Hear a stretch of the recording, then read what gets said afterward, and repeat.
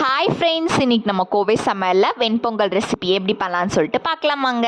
அதுக்கு 1/2 டம்ளர் அளவுக்கு பாசிப்பருப்பை வந்து நல்லா வறுத்து எடுத்துக்கலாம்.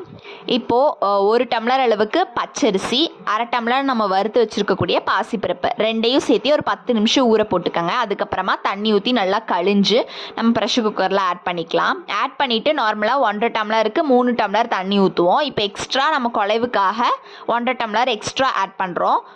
இப்போ அது கூட 4 டம்ளர் ஆயிடுச்சுங்களா. இப்போ 1/2 ஸ்பூன் அளவுக்கு மஞ்சத்தூள், தேவையான அளவு உப்பையும் சேர்த்தி நல்லா ஒரு 3லேருந்து 4 விசில் விட்டு எடுத்துக்கலாங்க. விசில் அடங்கினதுக்கப்புறமா ஓப்பன் பண்ணி பார்த்திங்கன்னா நல்லா குழைவாக வெந்திருக்கும். இப்போ நம்ம தாளிப்புக்காக எண்ணெய், நெய் சேர்த்திட்டு இஞ்சி வந்து நல்லா பொடி பொடியாக நறுக்கி சேர்த்துக்கோங்க. அதுக்கப்புறம் முந்திரி, சீரகம், அதுக்கப்புறம் எவ்வளோ வேணுமோ அவ்வளோ மிளகு ஆட் பண்ணிவிட்டு கருவேப்பிலை ஆட் பண்ணி 2 பச்சை மிளகாய் சேர்த்திட்டு நம்ம தாளிப்பு வந்து இதில் ஆட் பண்ணிக்கலாங்க. அவ்வளோதான், செம்ம டேஸ்டியாக வெண்பொங்கல் ரெசிபி வந்து ரெடி ஆயிடுச்சு.